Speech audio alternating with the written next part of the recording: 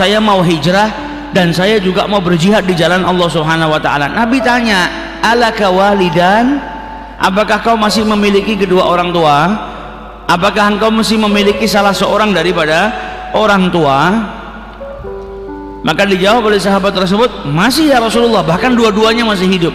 Kata Rasulullah, kalau begitu kembali kepada kedua orang tuamu, rawatlah mereka, berbaktilah kepada mereka, maka engkau akan mendapatkan pahalanya di sisi Allah Subhanahu wa taala. Jadi orang mau jihad pahalanya besar, tapi masih punya kedua orang tua. Kata Nabi Muhammad, kembali rawat, bakti sama orang tuamu, maka engkau akan mendapatkan pahalanya jihad fisabilillah dengan berbakti kepada kedua orang tuamu. Dalam riwayat yang lain, ketika ditanya oleh Rasulullah, ada salah seorang sahabat yang ingin berjihad di jalan Allah Subhanahu wa taala. Nabi tanya, punya orang tua? Masih ya Rasulullah, ibu saya. Kembali bakti sama ibumu, maka engkau akan mendapatkan pahalanya haji dan umrah dan berjihad di jalan Allah Subhanahu wa taala. Jadi seorang anak kalau dia berbakti kepada kedua orang tuanya dapat pahala haji. Kalau sudah dapat pahala haji berarti hajinya sempurna. Belum tentu kalau dia melaksanakan haji sendiri bisa sempurna. Kata Rasulullah, kembali kepada ibumu, rawatlah, berbaktilah kepada ibumu, fa anta hajun wa mu'tamar wa mujahid, maka engkau seperti seseorang yang menunaikan ibadah haji dan juga berumrah dan juga berjihad di jalan Allah Subhanahu wa taala. Nah, ini menunjukkan betapa besarnya amal berbakti kepada kedua orang tua. Orang tua ini adalah seseorang yang dipilih oleh Allah Subhanahu wa taala dan menjadi perantara seorang anak untuk masuk ke dalam surganya Allah, menjadi perantara seorang anak untuk mendapatkan keridhaannya Allah, menjadi perantara bagi seorang anak untuk mendapatkan rahmatnya Allah, menjadi perantara bagi seorang anak untuk lebih dekat kepada Allah Subhanahu wa taala. Orang tua ini anak tangga bagi seorang anak.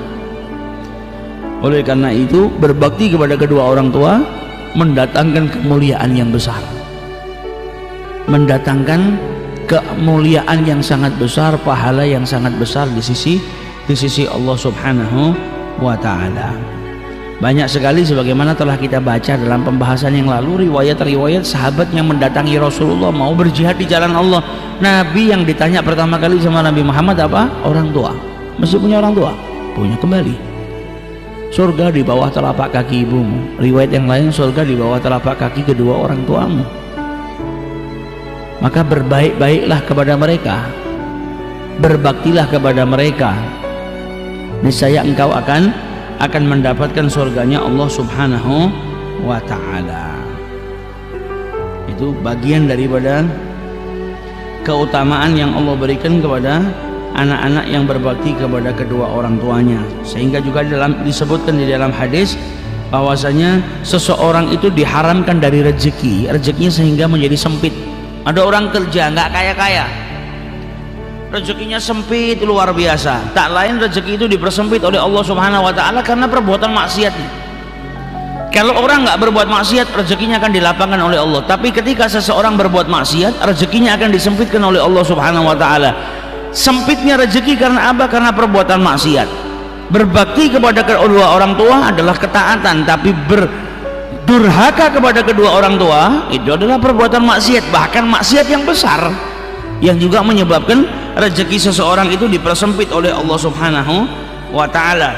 Dan sesuatu yang telah ditentukan oleh Allah atau yang disebut dengan qadha itu nggak bisa dirubah kecuali dengan doa.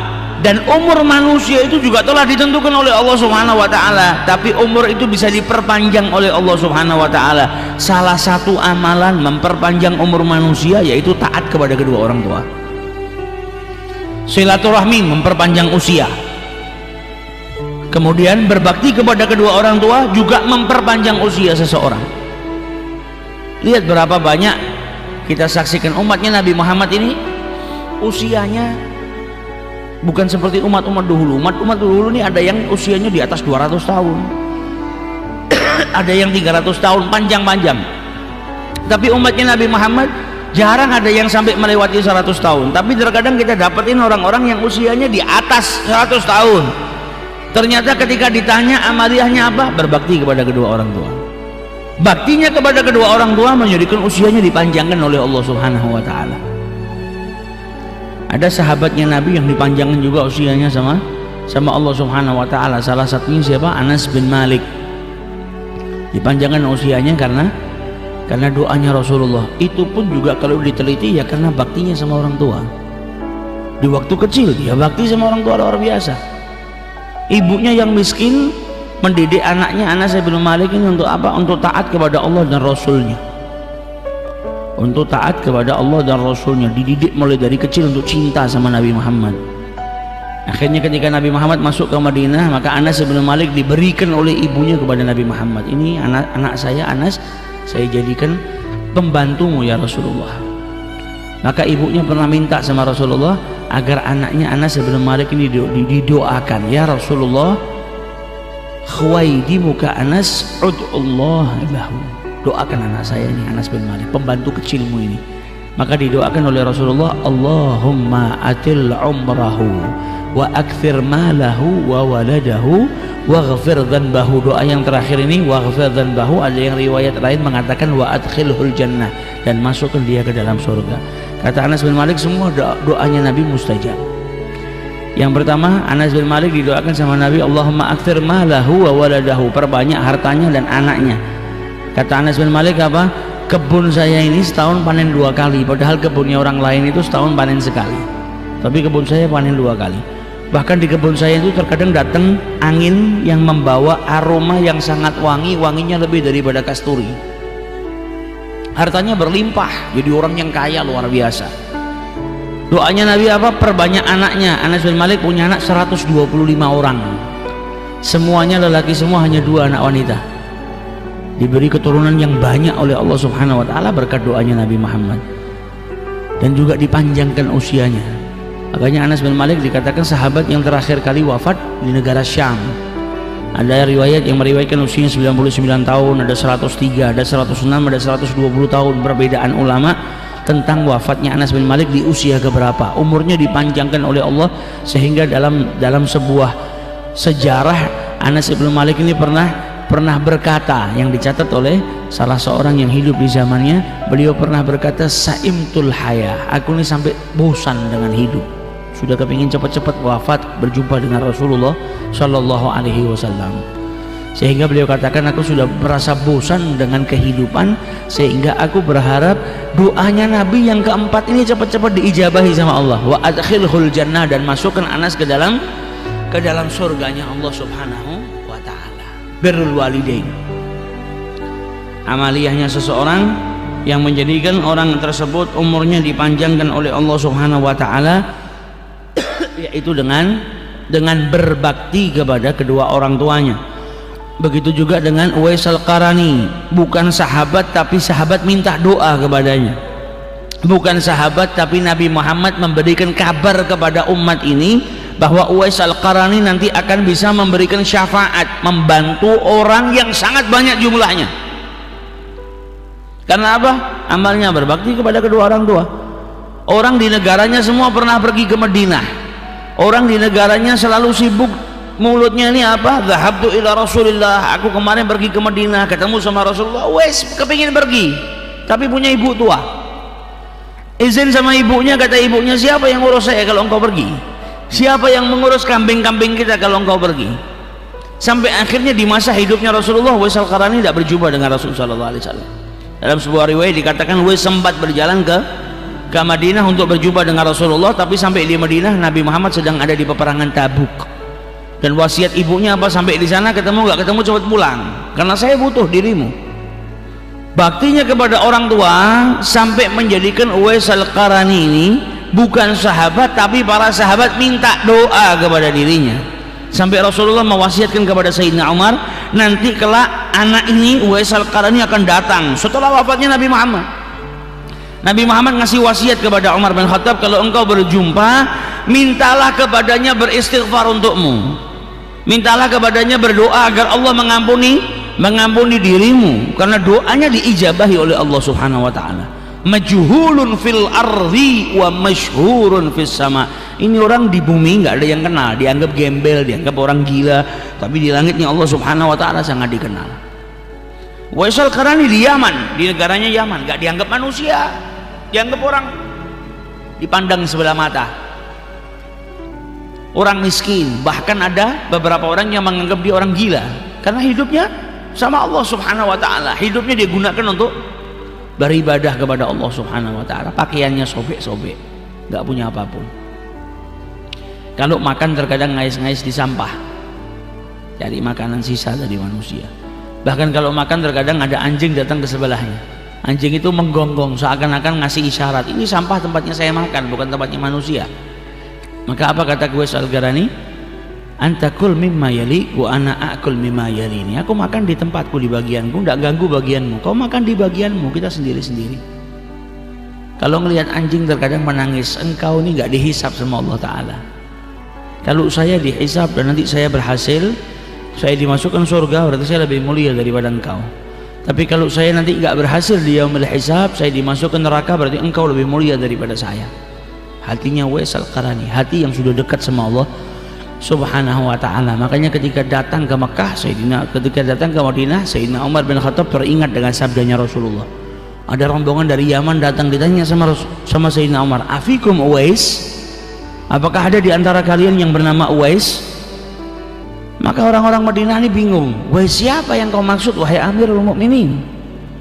Kami ini nggak kenal orang nama Uwais kecuali salah seorang miskin yang pergi sama kami ini, ikut rombongan jaga unta-unta kami.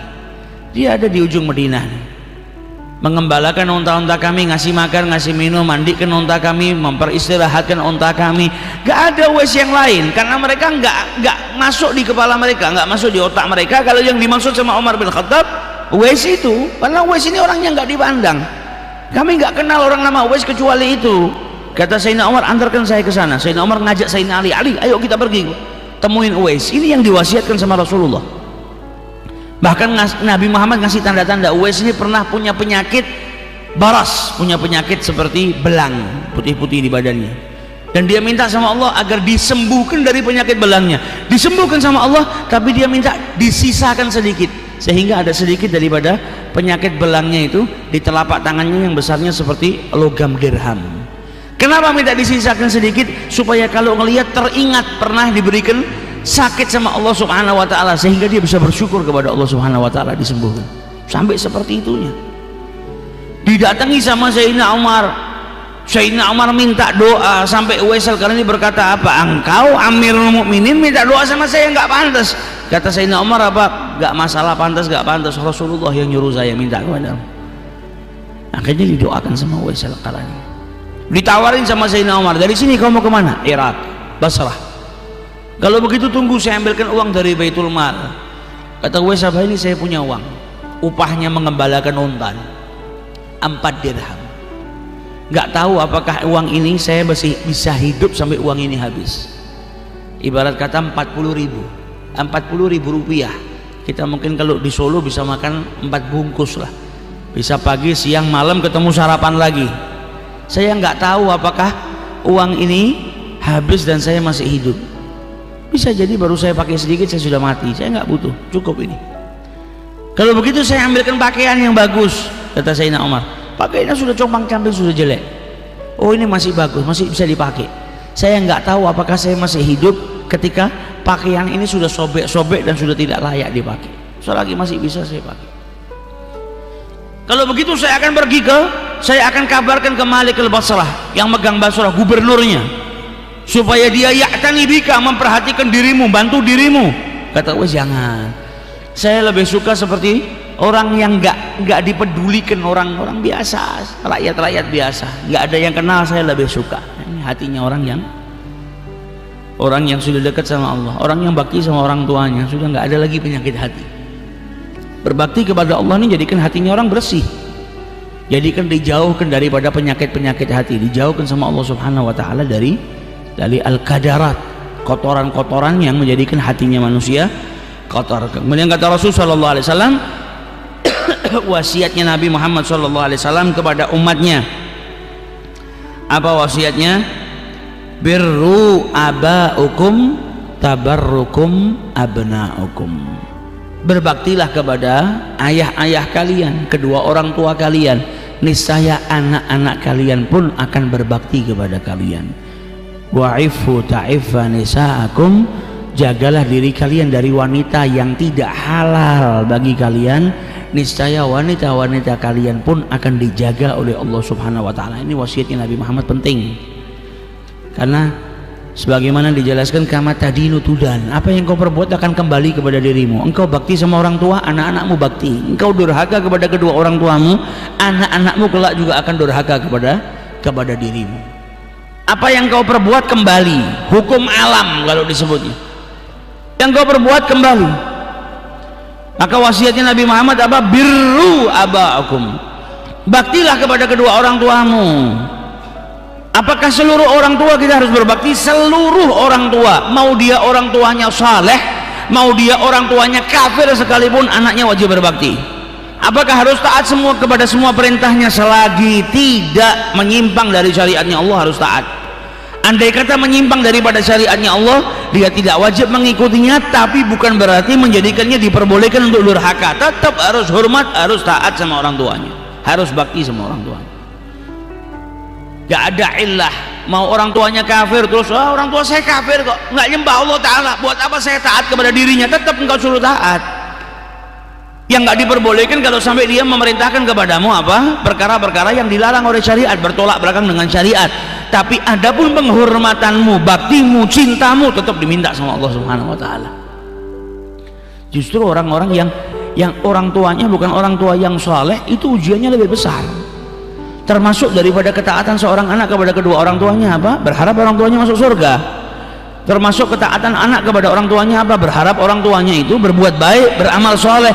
Berarti engkau dituntut bagaimana caramu merubah orang tuamu dengan cara yang berbeda, bukan dengan cara kita sama teman kita. Karena bicara sama orang tua ada adabnya. Orang tua mungkin belum sholat terus kita mengingatkan, beda dengan kita mengingatkan anak kita. Kalau anak tinggal ngomong ayo sholat, jam segini belum sholat, sama orang tua nggak bisa seperti itu.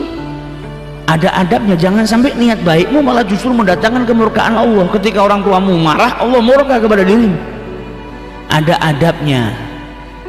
Seorang anak yang masih punya orang tua ahli maksiyah, sering bermaksiat, belum berubah, maka bagaimana caranya taat kepada kedua orang tua supaya orang tuanya berubah? Tunjukkan akhlakul karimah, berakhlak yang baik, beradab yang baik, maka akan merubah orang tua kita. Dan ketaatan kita kepada orang tua, kita niatkan, ya Rabb, saya taat kepada orang tua saya dan saya berharap Engkau memberikan imbalan dengan memberikan hidayah kepada kedua orang tuaku. Maka amal kita ini akan menjadi hidayah bagi kedua orang tua yang belum mendapatkan hidayah daripada Allah Subhanahu wa taala. Hati-hati, jangan sampai durhaka. Karena apa? Semua nanti dikembalikan sama Allah. Yang pernah mukul orang tuanya nanti akan dipukul sama anaknya. Yang pernah nyanyiakan orang tuanya nanti akan disia-siakan sama anaknya. Yang tidak pernah nurut sama kedua orang tuanya, dia akan punya anak yang tidak nurut dengan dirinya, bahkan terkadang lebih daripada itu. Kita disuruh ngicipin sama Allah Subhanahu wa taala sakitnya orang tua kita. Sakit.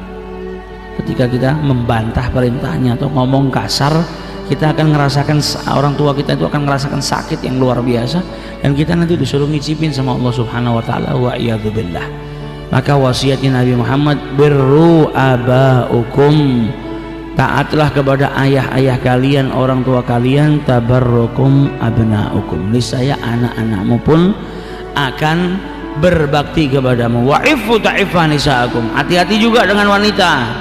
Wanita yang tidak halal daripada dirimu, jaga dirimu dari wanita tersebut. Maka Allah Subhanahu wa taala akan menjaga wanita-wanita kalian. Kalau kita jaga diri dari wanita yang tidak halal, maka wanita yang halal bagi kita akan dijaga sama Allah. Kita keluar dari rumah, dia dikasih keamanan sama Allah taala. Kita ganggu wanitanya orang, wanita kita akan diganggu. Ada orang dia sudah punya istri, tapi dia ganggu istrinya orang lain. Istrinya orang lain dia ganggu. Maka jangan pernah berharap istri Anda diberikan keamanan sama Allah Subhanahu wa taala kalau Anda tidak merubah perbuatan tersebut. Selagi kita nggak bisa jaga, maka kita akan disuruh ngicipin. Ini suaminya istri yang kau ganggu ini punya perasaan juga, yang marah ketika istrinya kau ganggu, kau disuruh merasakan juga perasaan yang sama. Wa'iyadzubillah. Sampai ada seseorang yang istrinya taat, dia taat, setiap keluar dari rumah ditinggal, di rumah dijaga sama Allah Subhanahu wa taala. Lalu pagi ada orang nganter susu, cuma ditaruh depan rumahnya karena tahu ini sahibul bait, yang laki nggak ada, yang di rumah perempuan, taruh depan rumah pedagang susu ini. Suaminya keluar suatu hari, nafsunya menguasai dirinya sampai dia ngelihatkan wanita yang bukan mahramnya dengan syahwat, terlena dengan kecantikan wanita. Ini wanita di rumah, istrinya dia sudah bertahun-tahun kalau ditinggal di rumah aman saja. Tukang susu ini biasa naruh susu di depan, tapi ketika dia bermaksiat di hari itu juga tukang susu itu ngetuk pintu rumahnya. Si perempuan mengeluarkan tangannya cuma mau ngambil botol susu yang ditaruh, dipegang sama tukang susu ini tadi. Engkau nggak bisa jaga matamu, istrimu juga tidak dijaga sama Allah Subhanahu wa taala. Jadi wa'ifu ta'iffa nisa'akum kama tadinu tudan, apa yang kita perbuat kelak kita akan merasakan daripada imbal baliknya. Yang berbakti kepada kedua orang tua, maka anak-anaknya akan berbakti. Yang tidak berbakti, bahkan sebagian riwayat diriwayatkan sama ulama apa? Anak yang ngasih muka masam kepada orang tuanya, nggak ngomong kasar lah, baru ngasih muka yang nggak enak saja. Dijelaskan ketika dia ngasih muka nggak enak ke orang tuanya itu, para malaikatnya Allah langsung lari cepat-cepat ke arsy, megangin arsy karena arsy bergoncang. Para malaikat megangin, takut arsy itu jatuh nimpa orang tersebut, saking murkanya Allah Subhanahu wa taala kepada anak yang ngasih wajah yang masam kepada orang tuanya. Baru ngasih raut wajah yang nggak enak, belum dia ngomong kotor, belum dia banting pintu, maka akan datang kemurkaan yang luar biasa. Wa'iyadzubillah. Kemudian dalam hadis yang lain disebutkan Nabi SAW naik ke atas mimbar. Ketika beliau naik ke atas mimbar, beliau tiba-tiba mengucapkan amin, amin, amin 3 kali. Para sahabat bingung, apa yang diamini oleh Rasulullah SAW. Maka selesai mengucapkan, Nabi Muhammad berkata kepada para sahabatnya, atani Jibril, telah datang kepadaku malaikat Jibril alaihi salam. Kemudian Jibril berkata, ya Muhammad, man adraka ahad abawaihi thumma lam yabirrahuma famata fadakhala an-nar fa'ab'adahu Allah, qul amin. Wahai Muhammad, barang siapa yang mendapati kedua orang tuanya masih hidup namun dia tidak berbakti kepada keduanya, kemudian mereka dimasukkan oleh Allah Subhanahu wa taala ke dalam neraka, semoga Allah menjauhkannya. Katakan amin wahai Muhammad, maka diamini oleh Rasulullah sallallahu alaihi wasallam. Kemudian Jibril berkata, man adraka syahrul Ramadan, siapa yang mendapati bulan suci Ramadan famata falam yaghfiru lahu, dan ia pun mati tapi dia belum diampuni oleh Allah Subhanahu wa taala, fa'adkhalan nar, ia pun dimasukkan ke dalam neraka, fa'ab'adahullah, semoga Allah menjauhkannya. Qul amin, katakan amin wahai Muhammad, diamini oleh Nabi besar Muhammad sallallahu alaihi wasallam. Kemudian malaikat Jibril berkata, ya Muhammad, wa man dzukirtu indahu falam yusalli alaika, yang disebutkan namamu dan dia tidak bersalawat kepadamu, kemudian dia mati dan dimasukkan ke dalam nerakanya Allah Subhanahu wa taala, semoga Allah menjauhkannya. Katakan amin, maka Nabi pun mengamini doanya malaikat Jibril. Dikasih orang tua sama Allah, mendapati orang tuanya sampai tua, tapi dia tidak berbakti kepada kedua orang tuanya, akhirnya apa? Mati, dimasukkan neraka oleh Allah Subhanahu wa taala. Semoga Allah menjauhkannya wahai Muhammad. Didoakan sama malaikat Jibril, semoga nggak ada dari umatnya Nabi Muhammad ini yang berbuat seperti itu. Sifat-sifat seperti itu dijauhkan oleh Allah Subhanahu wa taala. Karena apa? Orang yang mendapatkan kedua orang tuanya masih hidup, itu berarti Allah itu cinta sama dia. Dia dikasihi anak tangga untuk masuk ke dalam surga, dikasih pintu surga yang mudah. Ini loh, orang tuamu masih hidup, taat sama dirinya, ada pintu surga di depan matamu. Tapi dia ternyata nggak ngerawat orang tuanya, Ternyata dia nggak berbakti kepada orang tuanya, malah durhaka, maka menyebabkan dirinya dimasukkan ke dalam nerakanya Allah Subhanahu wa taala, wa iyadzubillah. Makanya dalam sebuah hadis dikatakan ada 3 golongan yang tidak dipandang oleh Allah Subhanahu wa taala. Salah satunya apa? Al-uquqil walidain.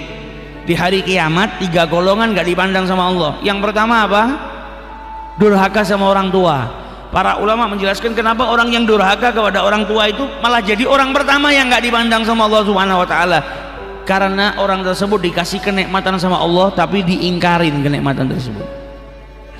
Orang dikasih kesehatan tapi dia ingkar atas nikmat. Saya nggak butuh sama kesehatan ini, buat apa? Ambil. Maka yang beri kesehatan akan marah. Baik-baik dikasih kesehatan kok malah ingkar. Begitu juga orang yang dikasih orang tua, dia nggak berbakti, dia dikasih surga sama Allah tapi dia sia-siakan. Saya nggak butuh surga, ambil, saya butuh neraka.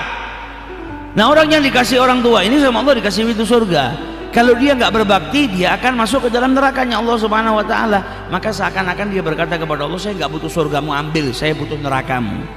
Maka orang seperti itu adalah orang pertama yang tidak dipandang oleh Allah Subhanahu wa taala di hari kiamat, wa iyadzubillah. Oleh karena itu salah seorang saleh diriwayatkan kalau itu adalah Sayyid Al-Imam Hasan Al-Basri. Ketika ibunya wafat dia nangis luar biasa sampai orang bingung. Oh, ini ulama besar, ibunya mati kok nangis seperti ini gimana? Sampai dikatakan anta ya imam, orang sepertimu gak pantas nangis seperti ini. Harusnya punya sabar, punya tabah. Lalu dia bilang saya sabar, saya gak mengingkari sunnatul hayah. Hukum alam ada kehidupan, ada kematian. Tapi yang saya tangisi apa? Saya kehilangan pintu surga. Sebelumnya, hari-hari sebelum ini saya masih punya pintu surga.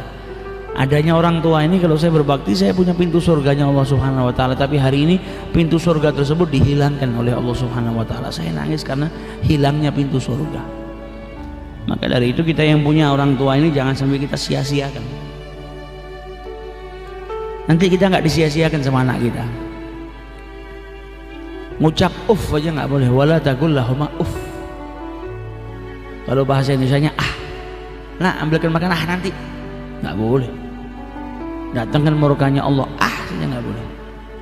Apalagi kalau sampai berkata-kata kosor, nyakitkan hatinya orang tua. Na'udzubillahi min dzalik. Bakti orang sama orang tua. Ibu kita ini nggak pernah minta upah, ayah kita juga nggak pernah minta upah. Yang penting anaknya bahagia, yang penting anaknya jadi orang soleh. Itu harapannya orang tua. Di kandungan ibunya 9 bulan, kadang nendang sakit, kadang rela makan walaupun gak nafsu supaya buah hatinya itu mendapatkan nutrisi. Ketika lahir ibunya ngalamin sesuatu yang gak pernah dialamin sama seorang lelaki.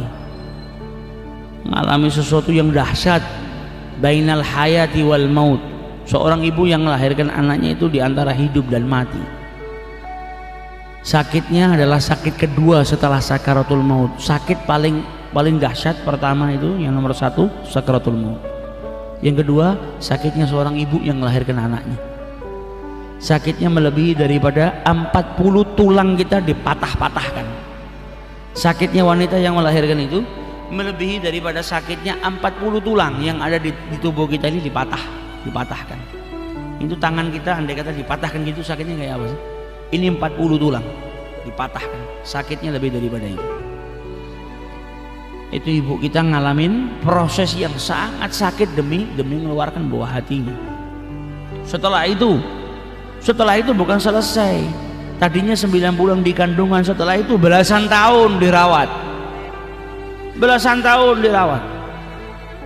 Rela nggak makan demi anaknya, rela nggak tidur demi anaknya. Belum lagi ngeluarin kotoran, dicebokin sama orang tuanya, dimandiin. Tapi ada seorang anak yang malah orang tuanya di waktu tua kencing mau nyebokin jijik. Orang tuanya di masa tua sudah nggak bisa mandi sendiri, kemudian anaknya malas untuk memandikan kedua orang tuanya, padahal di masa kecil belasan tahun.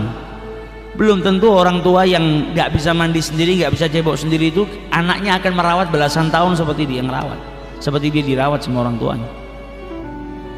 Ini semua akan dihisab sama Allah Subhanahu wa taala. Ada yang ketika ditanya sama orang tuanya, mungkin orang tuanya sudah agak pikun, sehingga pertanyaannya berulang-ulang, marah. Dari tadi tanya terus dengan pertanyaan yang sama. Padahal dia waktu kecil bertanya sama ayahnya dengan pertanyaan yang sama ribuan kali, ayahnya nggak pernah bosan. Setiap melihat sesuatu, Pak ini apa? Dijawab sama bapaknya. Besok nak ketemu lagi nanya, Pak ini apa? Dijawab lagi sama bapaknya. Dalam keadaan senyum dan senang. Berharap anaknya selalu bertanya, ayo tanya, saya kasih jawaban, supaya engkau tambah pintar. Orang tuanya di masa tua tanya 2-3 kali dia sudah marah. Ini akan dihisab sama Allah. Engkau ngangkat suara, orang tuamu terkejut dengan suaramu yang keras sampai nyakitkan hatinya, arsy-Nya Allah bergoncang. Jangan harap sholatmu diterima sama Allah, jangan harap sedekahmu diterima sama Allah.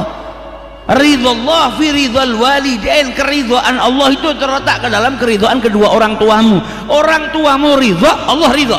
Orang tuamu murka, kata Rasulullah SAW, maka Allah murka kepada dirimu. Itu sudah sunnatullah, sudah diikat sama Allah Subhanahu wa taala. Siapa yang ingin tahu dirinya saat itu sedia dimurkai sama Allah atau diridhoi sama Allah, lihat bagaimana orang tuanya. Kalau orang tuanya ridha sama dia, berarti saat itu Allah sedang ridha. Kalau orang tuanya murka sama dia, berarti saat itu Allah sedang murka. Maka jangan keluar dari rumah tanpa keridhaan kedua orang tua, bahaya. Berarti kita keluar dari rumah, Allah Subhanahu wa taala sedang murka sama kita. Nah kalau di jalan kita mati, berarti kita mati dalam keadaan dimurkai sama Allah Subhanahu wa taala. Jangan sampai kita berbuat sesuatu yang mendatangkan kemurkaan orang tua.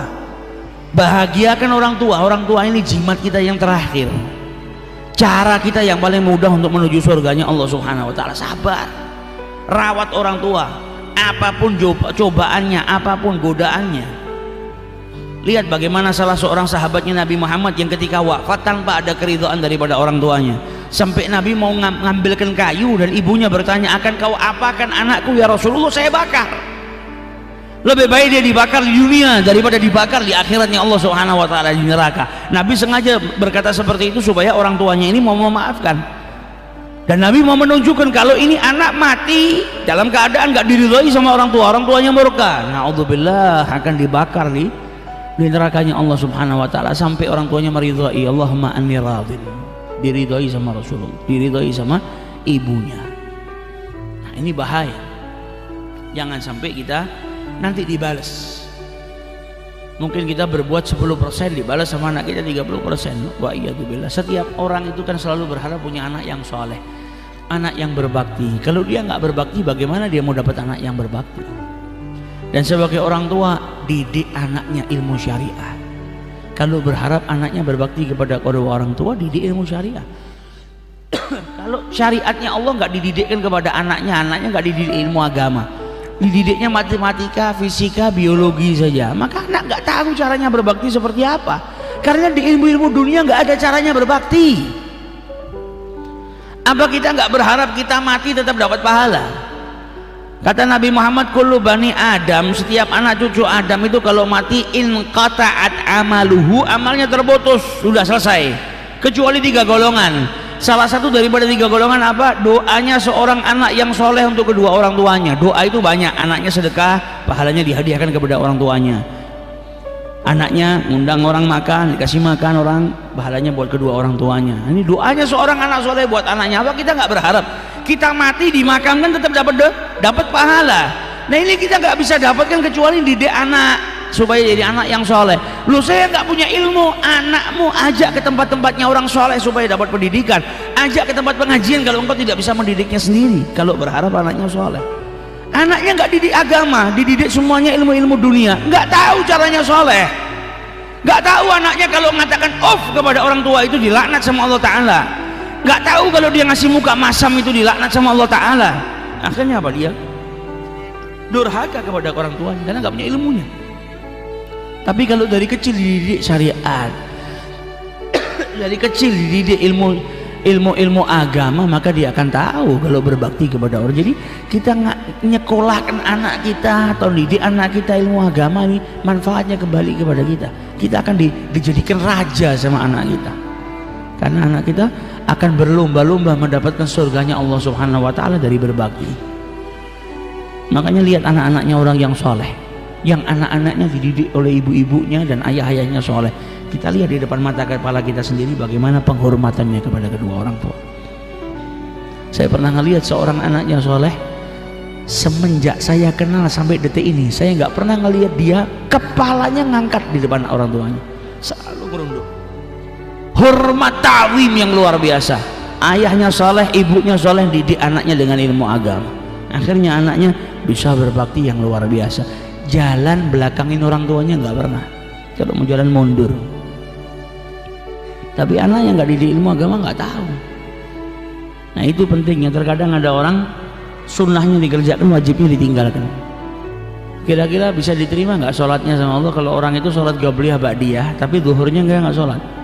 Datang waktu zuhur dia ke sholat qabliyah, kemudian sholat ba'diyah tapi zuhurnya nggak dikerjakan, nggak ada manfaatnya. Yang wajib ditinggalkan.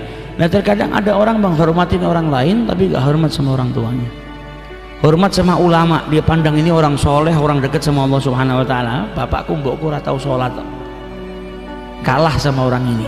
Yang ini walaupun tidak sholat tapi diwajibkan dalam Al-Quran. Wa'budullaha wa la tusyriku bihi syai'a wa bil walidaini ihsana. Terkadang ada orang salah nempatkan. Kau menghormati ulama, menghormati orang soleh, bagus. Tapi kalau penghormatanmu kepada orang soleh menjadikan engkau durhaka kepada orang tuamu, itu ada penyakit di hatimu. Kalau sampai engkau nggak berbakti sama yang wajib, yang sunnah kau kerjakan, ibarat kau sholat qabliyah zuhur tapi zuhurnya nggak kau kerjakan. Sampai para ulama itu kalau ada orang yang cium tangan sama dirinya, tanya, kau di rumah cium tangan sama orang tuamu seperti ini nggak? Hormat sama orang tuamu seperti ini nggak? Kalau nggak, pulang belajar seperti ini kepada kedua orang tuamu. Jangan sama orang lain taat, sama orang, sama bosnya takut diajak omong ngerunduk, sama orang tuanya kalau diajak omong petantang petenteng. Nggak akan kaya orang yang seperti itu, nggak akan dapat jabatan lebih dari bosnya orang yang seperti itu. Dan andai kata bosnya tahu perbuatan anak buahnya seperti itu, akan dibuang itu anak buahnya.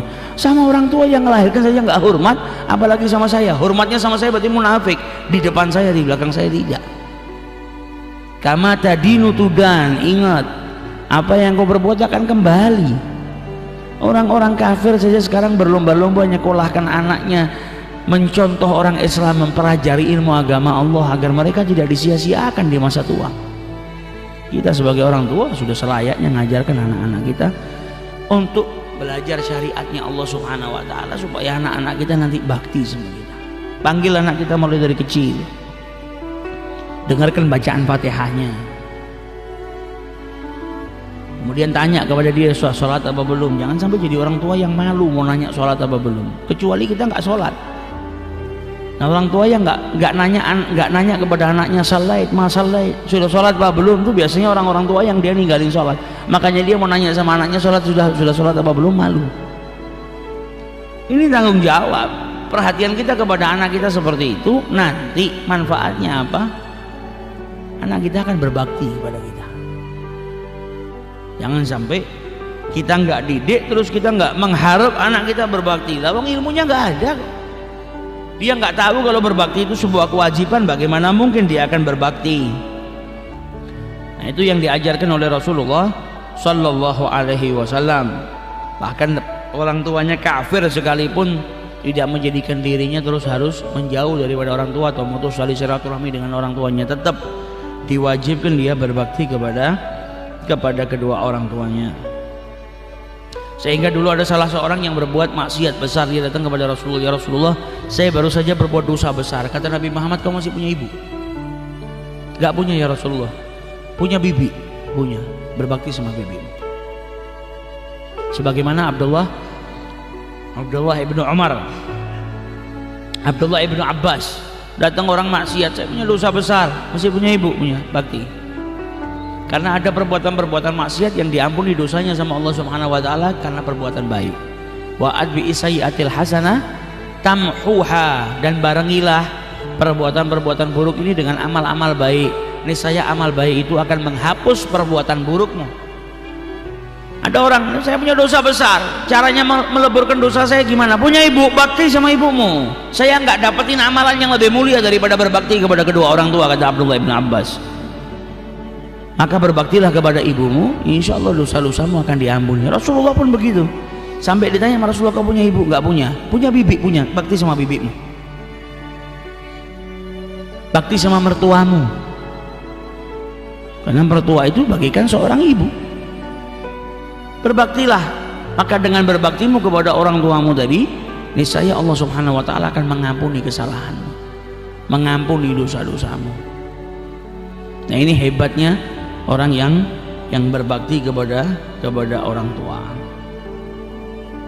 Kemudian ditanya, ada salah seorang sahabat nanya, ya Rasulullah, saya punya orang tua sudah wafat, ketika hidupnya saya belum sempat berbakti, apakah ada cara untuk berbakti kepada orang tua yang sudah wafat? Maka dijawab oleh Rasulullah SAW, bisa. Seorang anak yang belum sempat berbakti, orang tuanya sudah wafat, dia masih bisa berbakti. Caranya gimana? Maka dijelaskan oleh Rasulullah SAW, as-salatu alaihima ay ad-du'a, yaitu dengan mendoakan mereka berdua.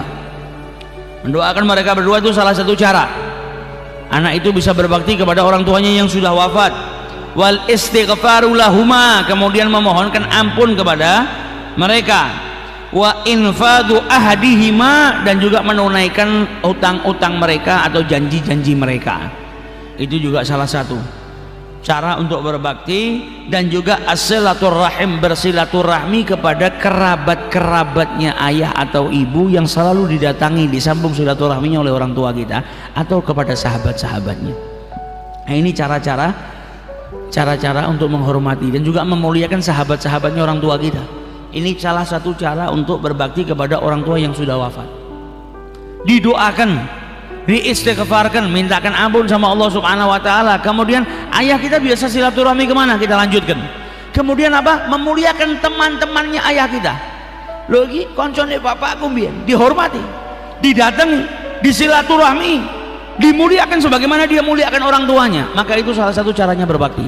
Sampai Abdullah ibnu Umar ini pernah naik tunggangannya, dia naik unta tunggangannya. Abdullah bin Umar orang yang alim di zamannya, orang yang dari kalangan sahabat yang dimuliakan. Tiba-tiba ngelihat Arab miskin, Arab biasa jalan, beliau turun, orang Arab tersebut dikasih selendangnya, serbannya yang berwarna hijau diberikan kepada orang Arab tersebut. Kemudian orang Arab tua tadi ini dinaikkan ke atas untanya, sampai yang megangin untanya Abdullah bin Umar, dan sahabat-sahabatnya ini bingung. Abdullah bin Umar ini orang desa biasa, kau berbuat sedikit kebaikan aja mereka sudah senang, nggak perlu seperti ini, kau kasih selendangmu, kau naikkan di atas ontamu. Maka kata Abdullah bin Umar, apa? Kau nggak tahu siapa dia? Dia ini sahabatnya ayahku Umar, dan ayahku Umar ini punya hubungan yang baik sama dirinya. Dan aku mendengar Rasulullah SAW menyebutkan salah satu caranya agar engkau bisa terhubung, terkoneksi dengan ayahmu yang ada di kubur, yaitu engkau tetap bisa berbakti kepada ayahmu. Salah satu caranya apa? Menyambung hubungan dengan kerabat-kerabat ayahmu atau sahabat-sahabat ayah. Dia berbuat seperti itu untuk apa? Untuk bisa berbakti kepada Umar bin Khattab, ayahnya. Sampai datang ke desa lain, datang ke kota lain, disilaturahmi teman-temannya Umar bin Khattab. Aku datang ke sini karena apa? Karena ayahku punya hubungan dengan ayahmu. Ini temannya Umar bin Khattab sudah wafat, ini generasi setelahnya. Jadi sama-sama anak. Saya dengar kalau nyambung tali silaturahmi dengan kerabatnya, teman-temannya ayah itu mendapatkan kemuliaan yang besar di mata Allah. Maka saya datang ke sini untuk nyambung silaturahmi. Nah, ini caranya berbakti kalau orang tua sudah nggak ada. Nah, ini kalau kita ajarkan sama anak kita kan enak. Nanti kita wafat, anak kita istighfar buat kita. Kita wafat, anak kita doakan kita.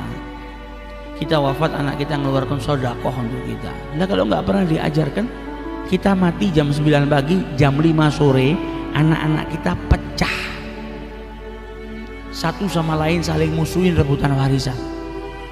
Sudah nggak ingat sama bapaknya, nggak ingat sama ibunya. Anak-anak kita yang kita cintai, yang kita harapkan bersatu ini, kita baru mati beberapa jam karena nggak dididik agama, langsung saat itu juga terjadi qati'ur rahim. Belum berapa jam dimakamkan ayahnya, anaknya sama putrinya sama anaknya sudah lupa.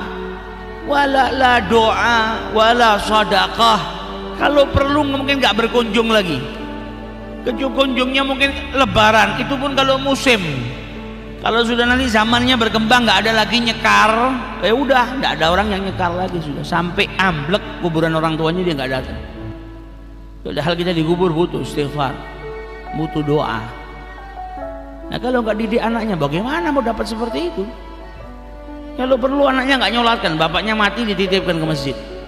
Ada nggak? Ada. Bapaknya mati dia titipkan orang di gaji ini, tolong ayah saya dimandikan, habis itu dibawa ke masjid disolatkan. Dia datang di makam aja pakai baju hitam-hitam melihatin. Wala doa, wala istighfar, wala nangis. Padahal ini kita dididik sama orang tuanya dari kecil, orang tuanya tiap didik nangis, orang tuanya nyari makan nangis. Tapi karena nggak dididik ilmu agama, ya akhirnya seperti itu. Ditinggal sama orang tuanya nangis aja tidak, sedih aja tidak.